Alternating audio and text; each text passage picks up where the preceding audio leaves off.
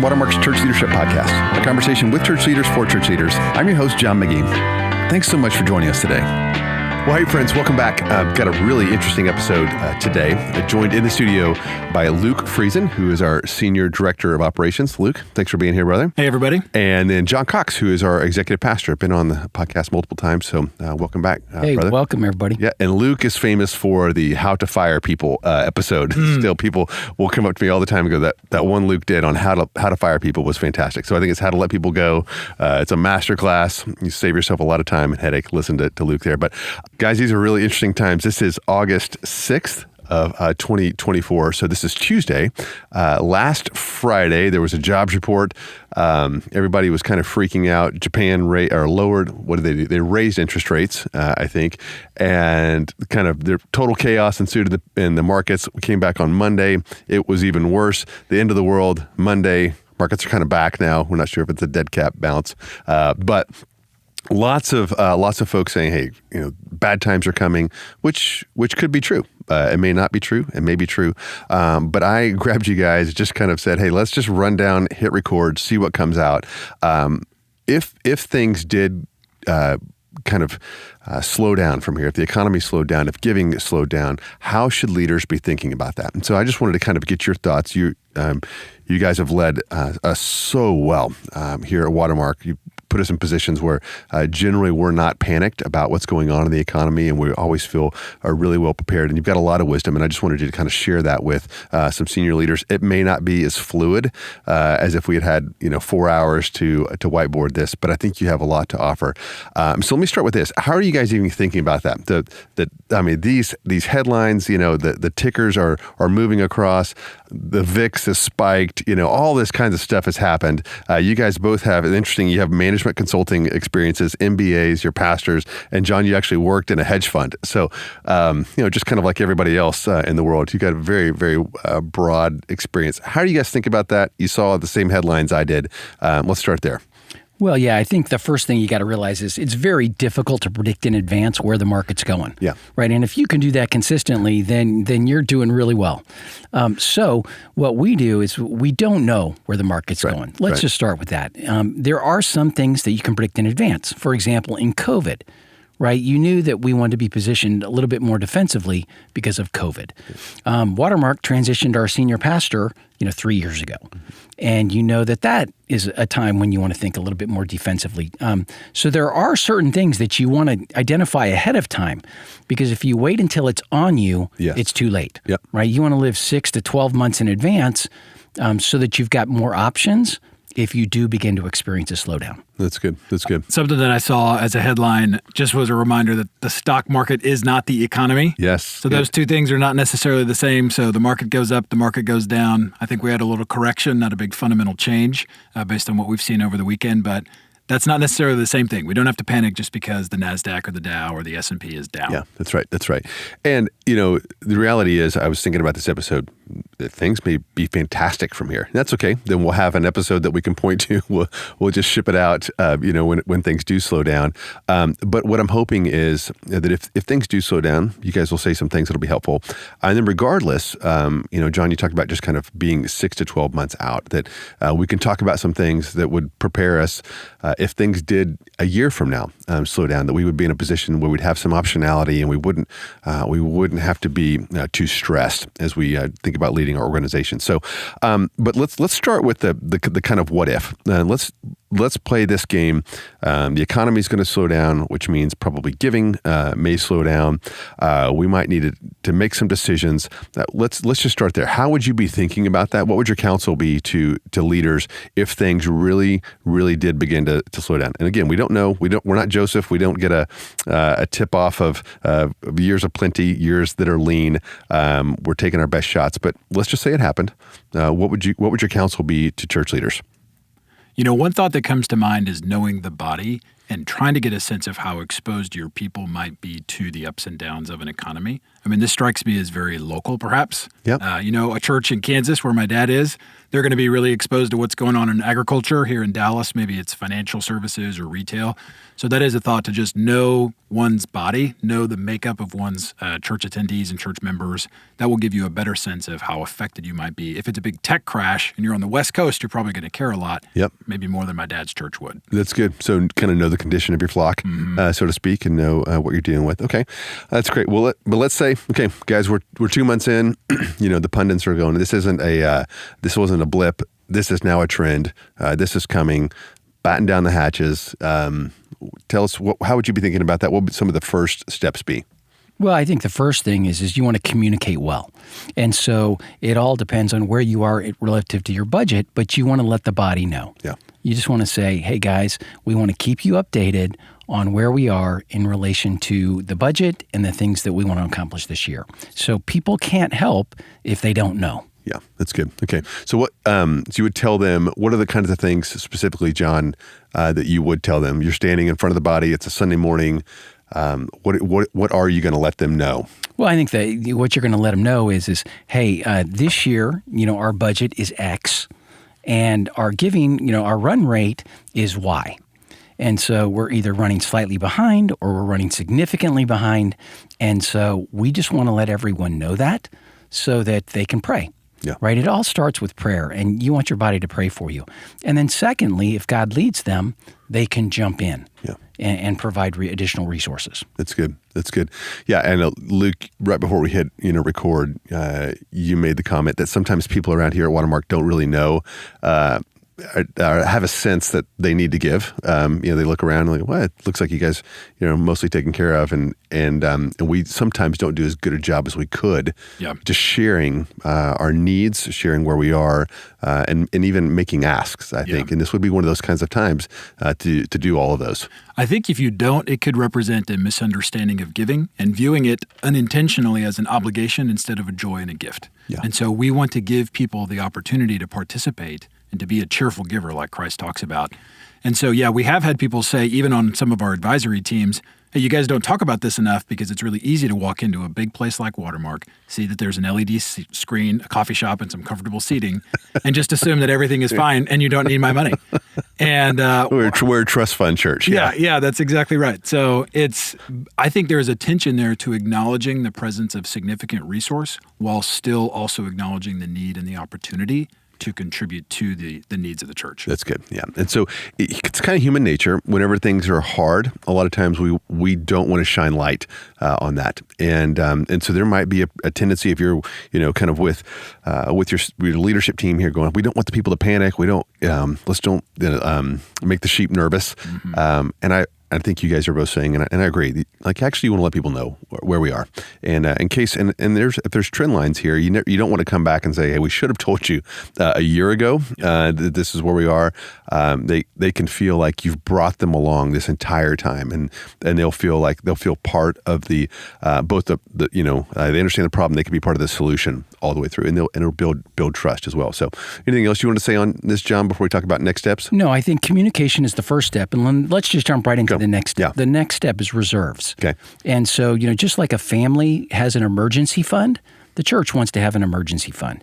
And so the way that we'll think about that is we want to have 3 months of operating expenses in reserves. Yeah. And so we feel like that gives us a cushion that enables us to, withstand a little bit of a dip. And so we can tap into those reserves. Yeah. And I think the key there is, listen, there are certain things that can cause your giving to go down quickly, and there are other things that will cause it to erode more slowly. And the things that will make it go down quickly is when you violate trust with your people. Yeah. And typically that will show up where you either have a financial impropriety or you have some type of personal sin in one of your senior leaders. Yeah. And that will cause trust to go down quickly, and that can impact your giving pretty quickly. Yeah. And so that's what's going to cause it to fall off a cliff. A economic downturn is more likely to be slow and gradual, right? So if you've got 3 months of reserves, really that's probably closer to 12 to 15 months of reserves if your giving is eroding at a gradual rate. Okay. That's good. That's good. And this isn't about building storehouses. Yep. It's not about having more than enough in the sense of drawing comfort from that. As I think about this, man, I think this could expose very quickly, does my trust come from money or does my trust come from God? Yeah. And so I think even bigger picture, as I would counsel somebody thinking about this, is remember Hebrews 13:5, keep your life free from the love of money, be content with what you have, for he said, I'll never leave you or forsake you. Yeah. And so we have to keep that in mind. Certainly we want to talk about nuts and bolts and planning and reserves. I do have a couple things to add on reserves, but that's just the thought right there. I have to keep this thing the main thing, that this is God's church. It's his money. He's going to unleash what we need when we need it. And we might also have to make some shrewd decisions to change things up. So as we think about reserves to keep that going, we do have 3 months of operating expenses. So that's what are all the bills that we pay. Yep.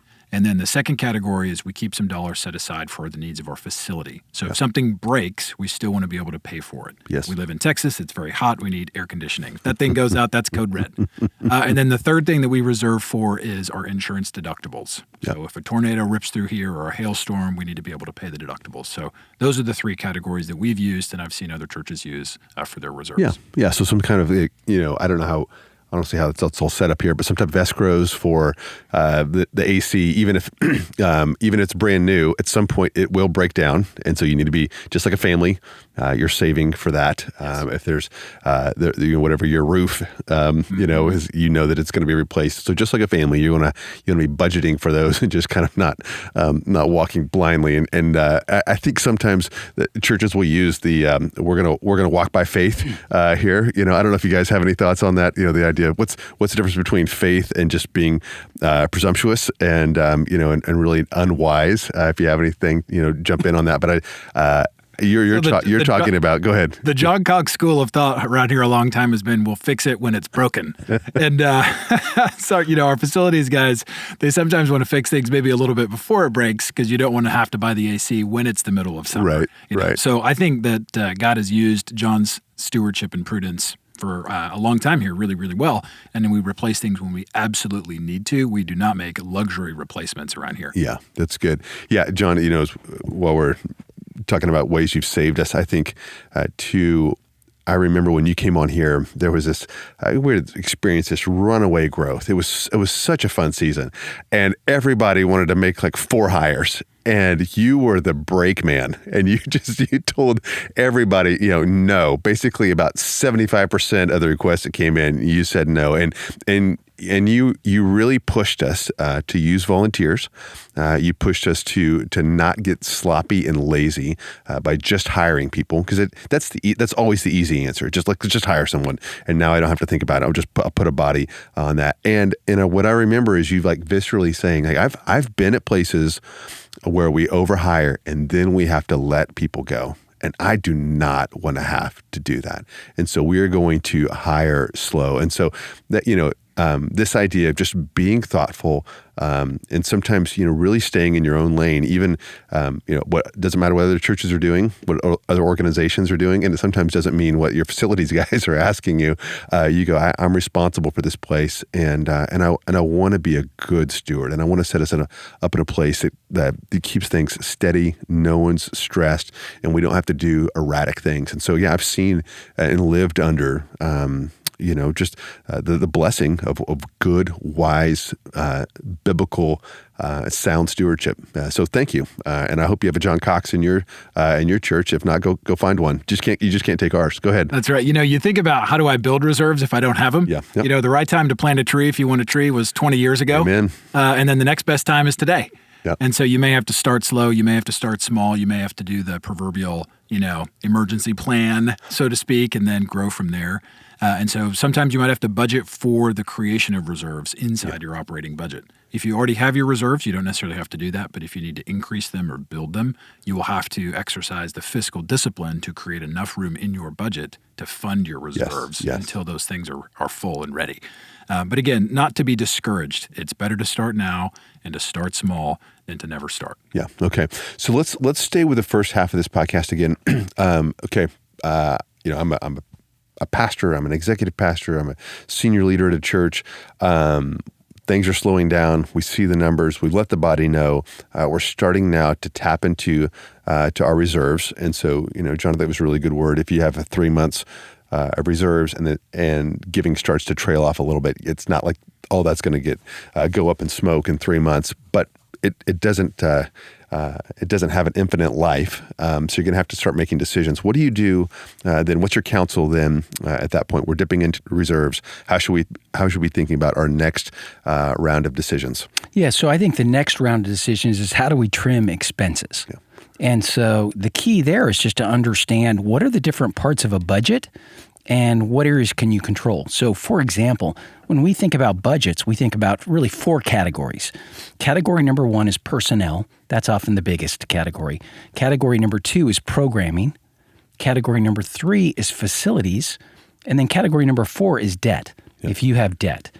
And what's important is hey, in the short term, 3 of those 4 categories are fixed. Yep. And what we mean by that is it's very hard to cut expenses quickly, right? You can't really cut expenses on your facilities. Right. That's a difficult thing to do. It's very hard to cut expenses if you have debt, right? You got to pay your debt. And so what tends to happen is the one variable category is really programming. Mm-hmm. And the challenge there is usually that's not a big part of the budget. And so, that like at Watermark, that might be 20% of our budget. And so if you have a 10% downturn in giving, right, then if that 10% has to come out of your 20%, you would have to cut your programming by 50%, which is probably not going to happen. Yeah. So then I think the next thing is in that personnel category, you want to start by saying, hey, let's not automatically rehire positions if someone leaves. Yeah. Right? And so let's slow down the rehiring because that is one way to gradually pull that lever to save yourself some expenses. That's right. Yeah. And you see that, the church is no different than any organization. A lot of times we have org charts because we've always kind of had those org charts, and either runaway growth or some type of contraction is a good time to look at that org chart and go, is that how we would build that back if we were starting over? And so it could end up being a catalyst to find some efficiencies, some things like that. But yes, that would be a great one. Hey, we're not going to let the ministry suffer, but just don't assume that immediately you get that hire. You'd rather start there than start laying off people. Any other thoughts on levers you can pull to kind of start diminishing some of the expenses, some of the dollars going out? Any creative solutions? One other thought on the hiring freeze thing is to perhaps creatively backfill from somewhere else on your staff. Yeah, because you don't always have the luxury of the person who's leaving. Maybe that's a very critical role, but perhaps you could redeploy somebody from another space that's less critical into that job if there's an overlap of their skills and abilities. And so don't feel overly constrained by the fact that the role you need to perhaps trim isn't the one that's walking out the door. Maybe you can move things around creatively. Yeah. One that we've done at times, thankfully not very often though, is a salary freeze, whether a temporary one or a permanent one for a year, and to just not assume that we're going to be increasing. Now, that does cause your staff to take a step back if there's inflation. So you want to be aware of the cost of that. But that is another lever that you can pull that's a little bit less painful than layoffs or reductions in force. Okay, we're going to bond together team. Here's why we're doing it. Here's what we're doing. We'll make it up to you if we can. If we can, yeah. But right now, in order to balance our budget and be wise stewards, we're going to keep salaries flat year over year. Or perhaps if the question was folding up or reducing salaries even, that would be another kind of increasing level of urgency. That would be another lever that you could pull. Yeah. And I remember back in 2008, we were just trying to be really, really, really prudent, and we didn't know what was coming. And I remember we froze salaries, and I think we did the best we could to make them up. But I think one of the just the postures was, hey, we're in this together, and we're a family. And so I would just say a wise leader can take situations like this and really begin to see silos pop up, and people are really fighting for their own. Or they can say, guys, we're in this together. and here's what we're up against. What are your ideas? Like if everyone was going to try to make this all work, what are your ideas? And so then what could come out of that is lots of creative solutions. And so at any one given year, somewhere in a church, the sanctuary is going to upgrade lights or AV or something like that, and oftentimes that team will say, hey, we could defer that. Why don't we set some money aside, but let's don't spend that. And the facilities could say, hey, we looked, we're air conditioning the building at all times. What would happen if we found some timers? And, just kind of play that exercise all across the staff. And I've seen some staffs really come up with creative solutions when it's everybody's responsibility and problem. You're kind of dealing everyone in rather than from on high pushing down. We're going to cut yours, but not yours. Those kinds of things. I think it could bring out. Actually, it could be kind of the best of your staff rather than the worst when you look back in your rearview mirror. So we saw that a couple of years ago when we provided some top-down guidance on, hey guys, here's the budget number we're trying to hit. If we were to democratize that would be this percentage decrease for everybody, but we don't think it's going to come equally from everybody. Man, let's band together, let's do that. And some teams were able to cut considerably more without sacrificing quality. And other teams were lifted by that, and they didn't have to cut quite as deep. And so I love that idea of being creative to frame it optimistically. Hey, let's get our best thinking together. Yeah. Not a sky is falling, but how can we do this? There's got to be a way to make it work. Lord, help us be creative. And that was a really fun way to do it. Teams actually surprisingly enjoyed that process. Yes. They felt enfranchised. They felt empowered by it. Yes. All right. This could actually be our finest moment, friends. Not the season where we just barely hung on. And if I had, kind of one thing for you to take away, I would hope that would be the case here. You might have to make some tough decisions. You might even have to let people go if all of a sudden giving was down by 25%. But I think it could really be, and I've seen it, be a really fun galvanizing season. Something else that we did a couple years ago in the budget prep process where we weren't sure how the year was going to go is we asked teams to put together a budget and then in that budget identify if you had to cut. Yeah. We're not even telling you have to, but you tell us the first place you would go if we came to you halfway through the fiscal year. For example, we have December right in the middle of our fiscal year. A lot of our giving, maybe 25%, comes in December. So we told them in July, as you're putting this budget together, be thinking ahead where if we have to come to you in January and say, look, December was pretty soft, we're going to have to make a few changes, where would you first go? Yeah. And that was really helpful because we knew going into it, okay, here's what we would change, here's about what we would expect to save, and we kind of just had that ready to deploy if needed. It's really good. Yeah, and I think one other thing to think about here is the debt category. Yeah. Clearly, the Bible discourages debt.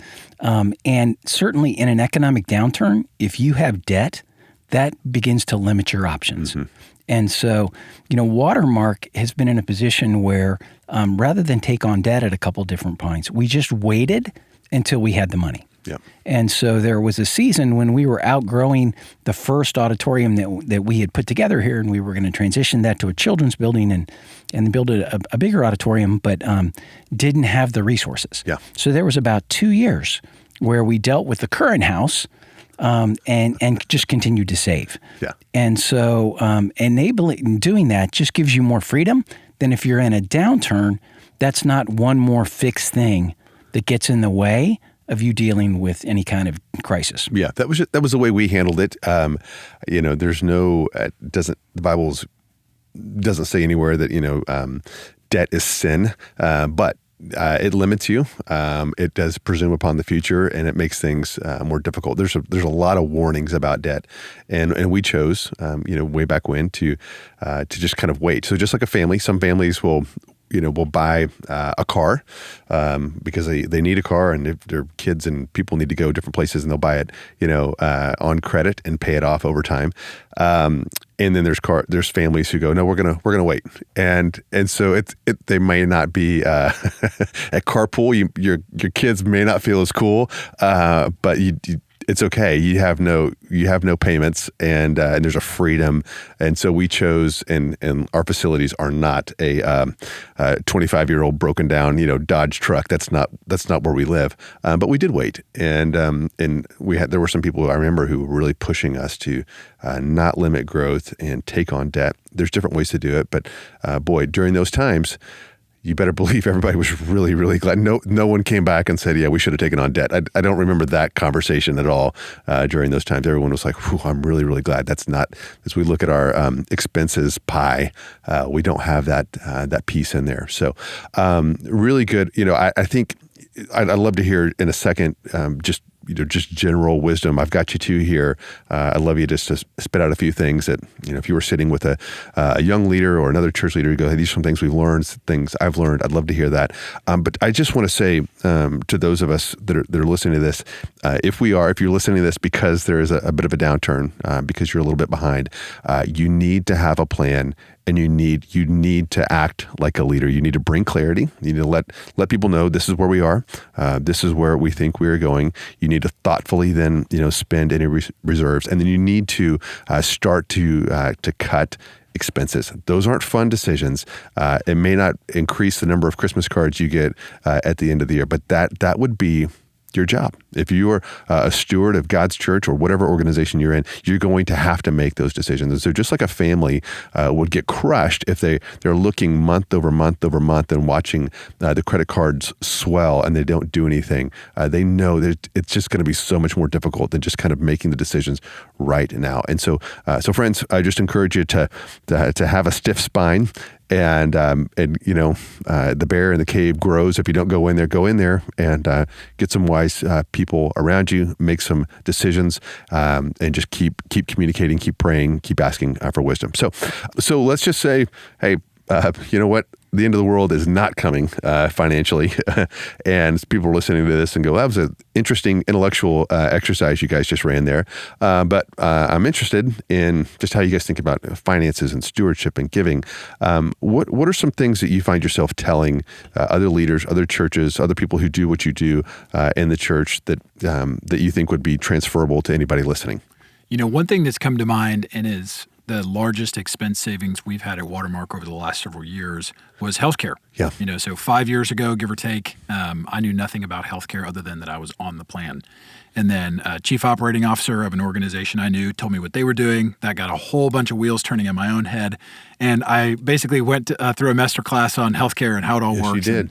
And the end of all that was we totally changed our plan and we saved a little over $1 million that first year. Yeah. And those were recurring savings. So we didn't have to spend that $1 million again the next year, and then again the next year, and then again the next year.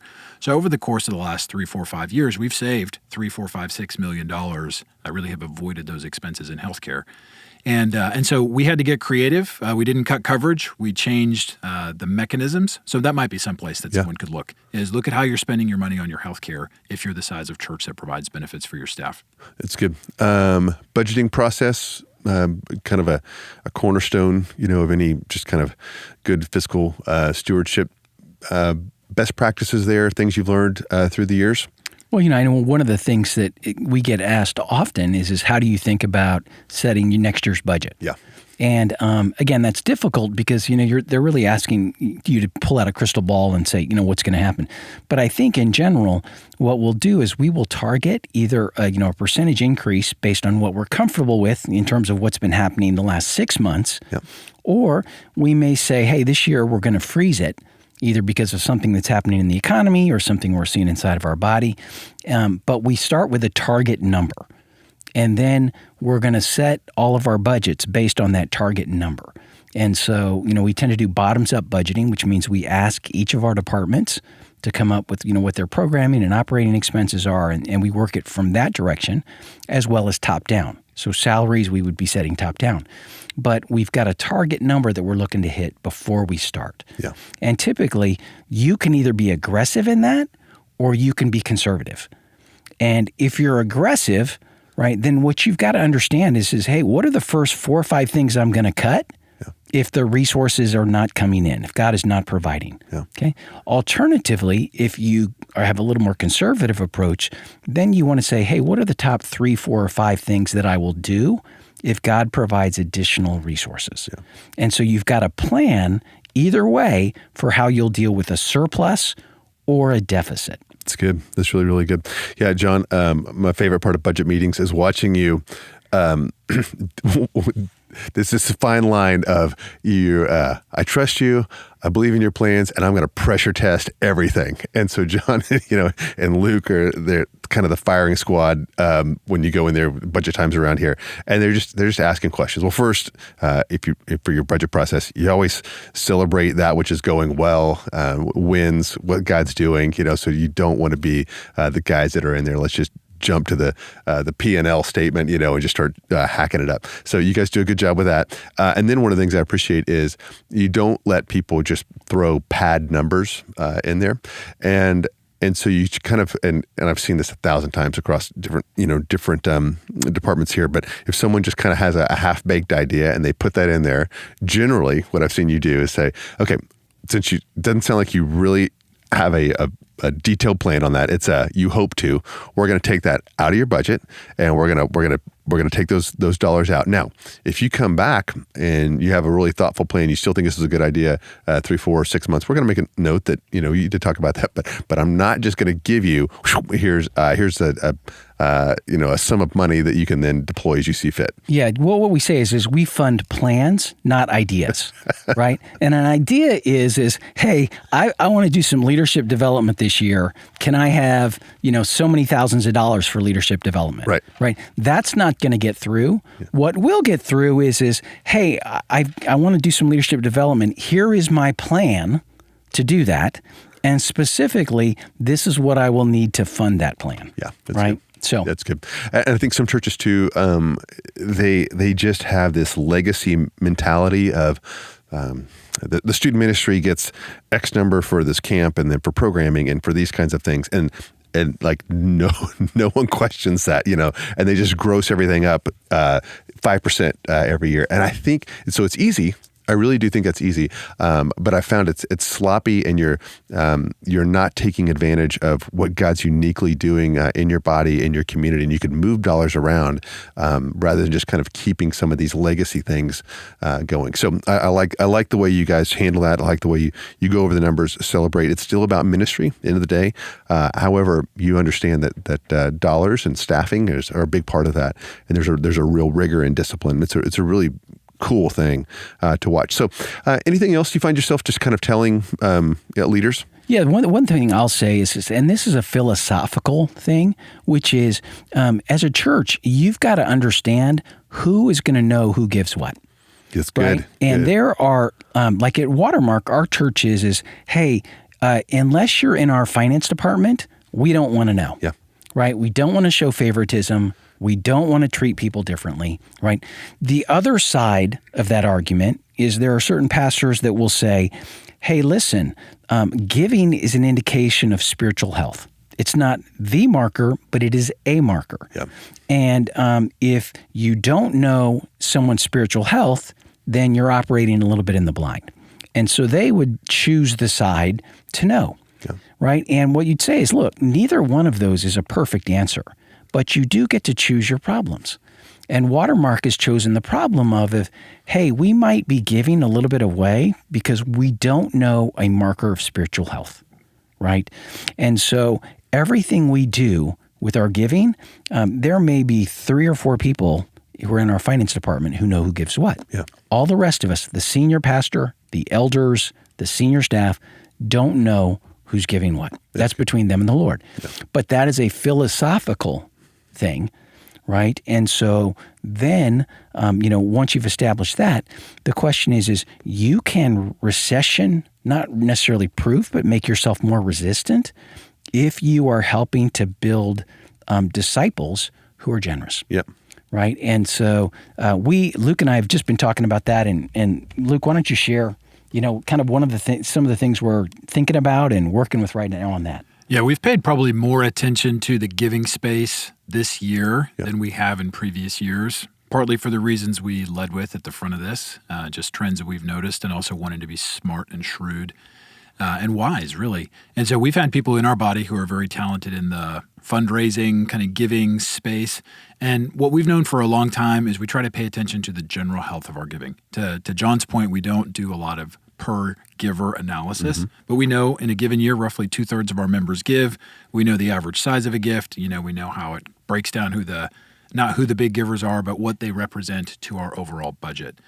And then what we've been looking at more is a recurring giving. We've been looking at that much more consistently because we noticed, okay, it doesn't seem like giving is trending with inflation right now. Inflation's going up. Giving is not going up at the same rate. So what's happening?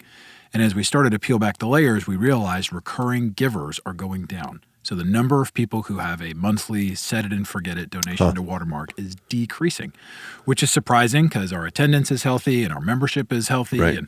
And so we were talking to a sharp guy in our body about this, and he said, do you guys talk to people who don't give recurring and ask them to give recurring? Well, no, we don't. Nope. Do you guys talk to your recurring givers who have maybe said it 5 years ago and ask them to consider increasing that amount? No, we don't. Do you guys talk to members in your body who don't give and say anything to them at all? No, we don't. Okay, so we've got some things to learn and to evaluate and to assess. So we're on the early stages of all that. I think, talk to us in 6 or 12 months and we'll probably have done some stuff. Yeah. But right now we're in the getting smart as well as very prayerfully thinking through how can we do that while still staying true to this philosophical adherence to not needing to know who gives what. That's right. Yeah, we've seen churches do lots of different things, handle this, this opportunity, this problem, several different ways. I've seen churches that it's very binary. Did you give or not? Not how much. And so then as a requirement for or an expectation of membership is that you give. And so I guess theoretically you could give, $1 and not receive, any kind of automated email. But some churches go, hey, you didn't give. Let's start with, hey, is there any issues going on with you personally, your family? Do you have any kind of philosophical differences with the church? Mm-hmm. Let's start there. Okay, what would it look like just to to take some ground in that as an expectation? Here of membership. I've seen that. I've seen people in different kind of levels of leadership where people can say, hey, if you are at this level, it's just one of the markers. We ask, do you share your faith? Are you reading the scriptures, praying with your wife, those kinds of, and are you giving? We just kind of view it that way. I've seen that. But if you do go peering in, it is territory that's kind of really fraught with peril, and you have to be really, really thoughtful because then you can, all kinds of things can happen. People will give only so that, they will either get the accolades or they don't want to be chastised in any way. And so we've just stripped out all kinds of things in Scripture about being a cheerful giver and not letting the left and right hand know. It's a field of landmines, I think, that can be walked through, but you just want to do so really, really thoughtfully. So, and whichever plan you choose, John, you said this, you're just choosing your problems. There's no problem-free model here. So, Luke, what were you thinking? Yeah, John and I had lunch the other day, just last week, with a gentleman in our body who's very, very sharp in this space. And he said that, a few things. One is he's convinced that it is possible to have at-scale conversations about giving without coming across as pushy or transactional. Sure. There are tools that are out there, even some that are being developed, that would allow people to connect with their members and givers in a way that doesn't feel retargeted. And man, when I'm on Facebook, here's an ad to give to my church, and I can never escape you guys. So you want picture of Luke and his face going, "Hey, where's your tithe? Where's your buddy?" So it is very possible, but you have to be careful. That was kind of one thing. But the main thing he was communicating to us was also, don't miss the opportunity to disciple people in small groups, especially. So he said, man, do you guys ever encourage your community groups to talk about how generous you are? And the answer was, well, no, not programmatically. Like, you hope it comes up and maybe you discuss budgets. But his encouragement to us was, think about how you can leverage the small group as perhaps the best place to disciple people around generosity. Good. I'm really glad you said that, Luke. I had intended to, and I personally, if you're asking, and I bet you guys would affirm this, that probably the best place to do that would be in a small group, so that it is a discussion. It's not a top-down controlling conversation, but it's an expectation. It's a marker of discipleship to Jesus, and I just obey him and give generously in all things, and I'm a steward of all things. I think that's exactly right. That would be, from my perspective, really one of the healthiest ways to talk about that. When people want to give towards something that they're excited about, and in one sense, you could make the case that a mature believer should be able to trust the elders and to trust God, and write a check to their church and just, cool, whatever you guys do with it, I trust you. Yeah. But on the other hand, there is something exciting about knowing how that money is being used. Yes. What outcomes is the Lord producing from this? How has the Spirit been at work? So another thing that this gentleman said to us was, don't just focus on the outputs, but focus on the outcomes. So not just what you're doing, but what happened. Yeah. And that's what people's hearts really get stirred by. In fact, several years ago, we revamped our annual report considerably.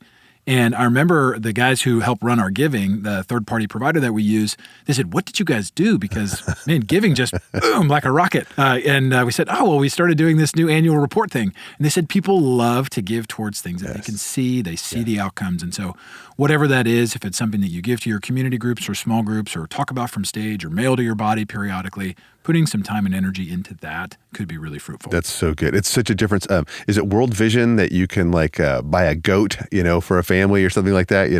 Because that's tangible.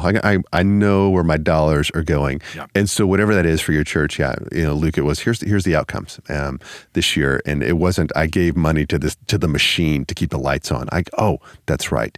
There was a family in need. There was this ministry in South Dallas, and we provided care. These people came to Christ. These people were discipled. Addictions were that people want to give to that, and which is what the church does, and to be a wise leader is to share those. And a lot of times we're always thinking about what's next, and we don't share kind of what happened. Yeah, one thing I would just want to end this with too is that the things that we're in terms of discipling our people, two of our biggest obstacles are busyness and materialism. Yeah. Right. And so the busyness, it just seems like people and families are going 100 miles an hour. And so getting people and getting their attention is becoming more difficult.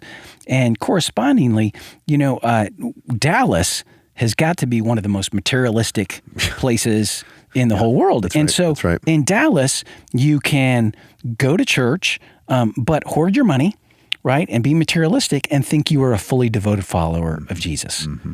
And so we're not being faithful to our people if we are not raising this question that your relationship with your money will impact your relationship with God. It's good. It's really, really good.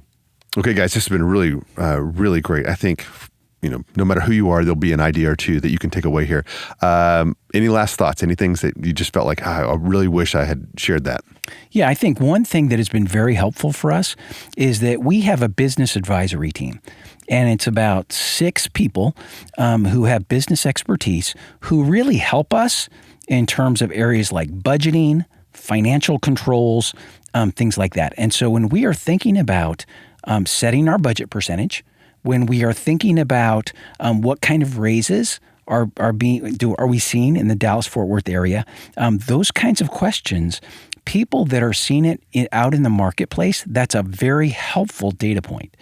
And they've been terrific in guiding us as we're putting together our budgets, our salary increases, our benefit packages, all of those kinds of things. It's really good. Yeah. So a lot of you that are listening, you're pastors, and if you went to seminary, you did not have the same training that someone with an MBA or a CEO of a mid-sized company did. You just didn't. And so you don't have to pretend you're somehow an expert or feel somehow lacking. You probably have those resources in your body. And that's the gift. It's the gift of the body. It's the gift of both experiences and giftings. And you can cobble together a group that will help you lead well in times of crisis or in times of plenty or in times of the mundane. And that really has, that group has really helped us make wise decisions. We're benefiting from those men and women who have helped us, John. So it's a really, really good way to end.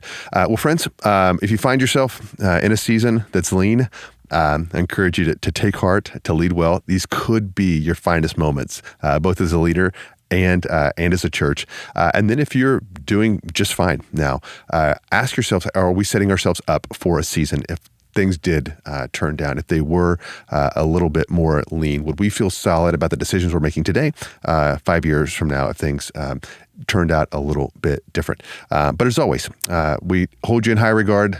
We love that many of you are making these decisions, these hard decisions. We encourage you to keep showing rigor and discipline and keep leading, keep serving. And then friends, always, if you have any questions, you have any comments, you can reach us at clp@watermark.org. That's clp@watermark.org. We'll talk to you again next time.